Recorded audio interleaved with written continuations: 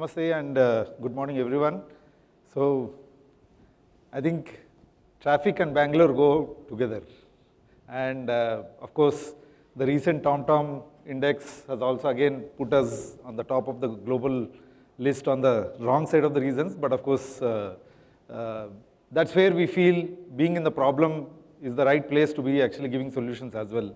And thanks to the authorities here, they have always been very proactive and always wanted to actually check and evaluate what other tech deployments and the other operational things that can be adopted to make sure that we are actually addressing the problem.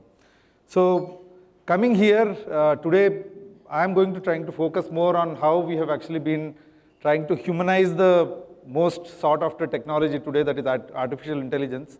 But then more importantly, how we are humanizing it and then how we are humanizing AI for solving the mobility problems of the today's cities.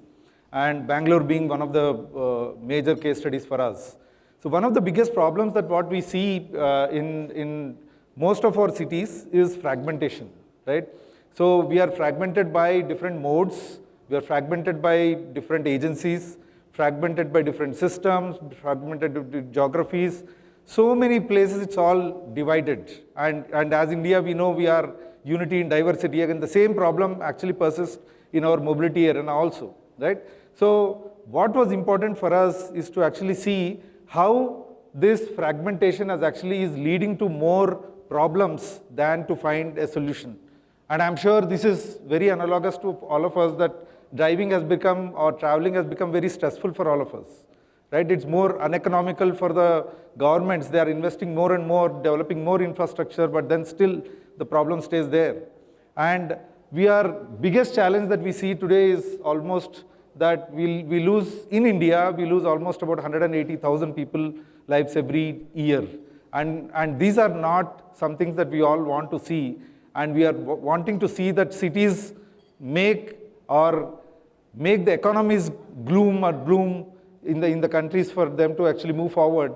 But then this is not happening. So this is where we have actually been trying to see how we are actually able to leverage technology and domain expertise and try to see how we are actually able to bring solutions to the table. And definitely, I think I'm going to talk more about case studies, but then if you see here, how we are actually able to deploy AI in different parts of the mobility arena is actually being talked about. So more importantly, what we are trying to do here is, AI is more of an abuse today. Everybody starts using AI and everybody says we are AI. And then wherever you go, you actually encounter an AI today. And then governments are also a little getting frustrated as to see what is that we can actually do in this space. So what we see today is we are now trying to see how we are actually able to deploy AI to bring in a lot of intelligence and insight to the officers for them to make decisions on time. Like for example, today, we predict the traffic in Bangalore for today, tomorrow, and then a typical day.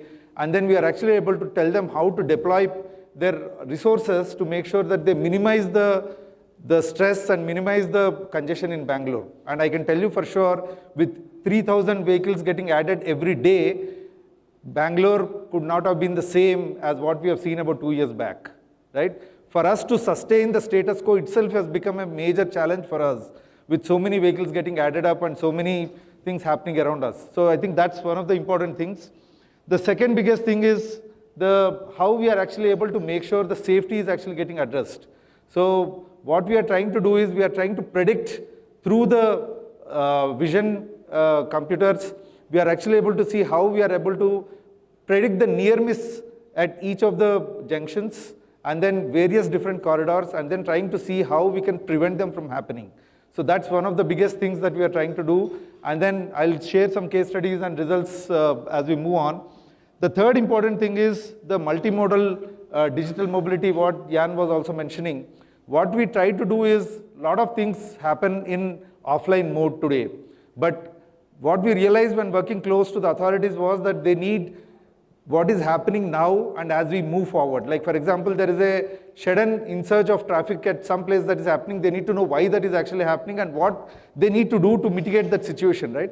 So we realized that real-time data is what is very essential for the authorities to really act in these kind of chaotic situations. So that is when we realized to put a digital twin in place where we are pulling real-time data from our traffic signals, from the bus transport systems, the public transport systems, and various other mobility service providers, and then we have been able to try to see how we are able to give them more real-time intelligence, and this still is work in progress. The fourth important technology that is actually coming today is the connected vehicle systems.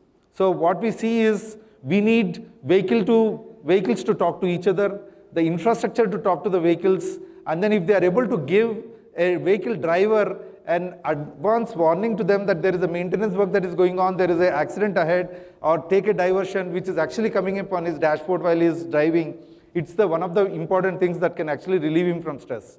So that's another thing that we are actually trying to work. And last but not the least, the energy that we talked about. I think we need to be more accountable for the kind of pollution and carbon emissions that we are doing.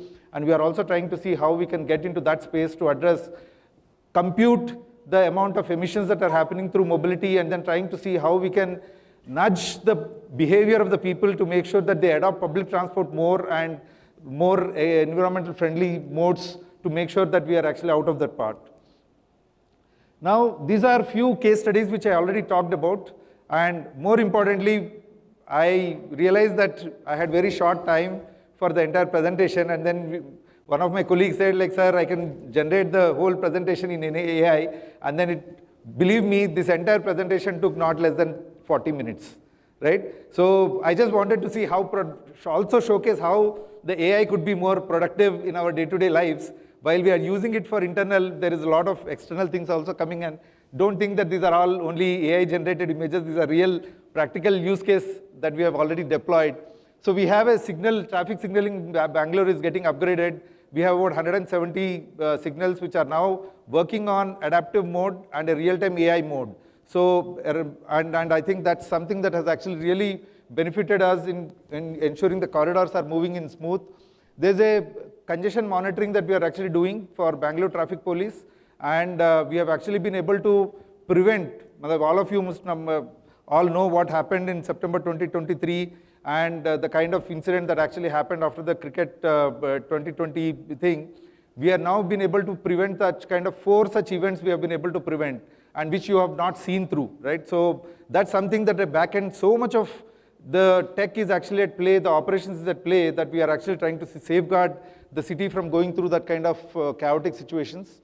We have been able to give a bot to Pragya, a bot that we have actually created where we are actually shifting the dependence on the domain experts. So we have actually been able to make sure that they are able to ask questions and the AI is able to answer them with the back-end learning that is actually being doing a data foundation that we built for Bangalore on its own, on the traffic on its own. We are not developing models, deploying models which are imported from somewhere.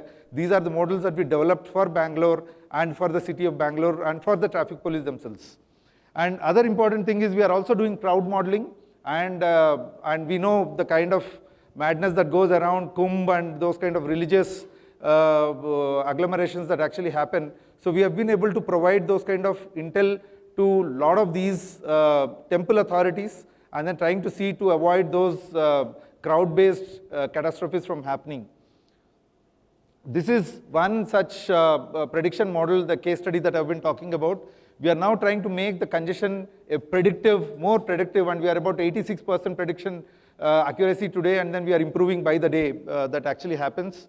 And this is another thing that we are actually doing, is that the Pragya that I talked about, the traffic police cops can type and then ask questions, either voice over or they can type, and then it actually provides the current situational awareness as it is happening.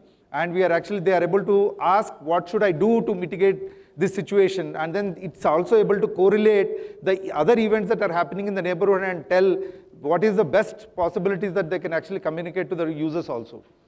And this is something that we are also doing about crowd analytics. We have applied this in Tirumala for one of the Brahmotsavam events that actually happened, and we have been able to provide better intelligence for them to manage. And also we are working in Varanasi, and then the biggest test of the thing is going to come on Navaratri, Shivratri, that's actually scheduled here. And this is how we are now shifting the mobility management into a continuous awareness for different authorities. What we tried to do was like all the traffic problem in any city is not just the police, right? It's also about the problem of different authorities. And we are now trying to give this intelligence about illegal encroachment or a pothole or a parking being there to different authorities, or a bus breakdown to different authorities instantaneously. We are able to share through this, and we are using dash cams to provide this real-time awareness to the authorities. And this, of course, is a POC, and it's been very successful thing that what we have seen. We have been able to see how we are able to improve the safety through the near-miss analysis even before the accidents are actually happening. And these are a few case studies. Of course, I'll share this. It's available, the outcomes, the numbers, how we are actually improving on the city, Bangalore. And this is something is going to happen now. And this is something, what we are now trying to do is traffic stress has actually started showing up on the drivers, bus conductors, and also on the regular cab drivers, and also on all of us who drive on day-to-day basis. Now we are trying to tell you why I'm stuck in traffic. Now if you have the Astram mobile app that is actually coming up is going to tell you in about 15 days time, we are actually going to launch this, which is actually going to tell you why am I stuck. At least your anxiety levels are actually down. And we are also now trying to bring in a safety prediction model into picture. Most importantly, there are just 1 minute. Importantly, what we realized is deploying of AI, we saw a lot of risks coming in. There is a lot of fear that is actually coming in. Is it going to replace human jobs? So what our endeavor has actually been, one of the major risks of, we are not trying to eliminate the human being. We are only trying to enhance the abilities of the human being from doing their routine and mundane tasks, right? So we are empowering them to do their job. So that's one of the important risks that we are trying to mitigate. And of course, we have come up with our own process map as to how we should be able to deploy. We have experimented this, and we have actually been able to make sure that how we should be able to define the problem itself. In the beginning itself, one of the biggest learnings was, if you are able to define the problem with a human centricity, then the deployment is actually going to be more successful. I think with this, thank you so much.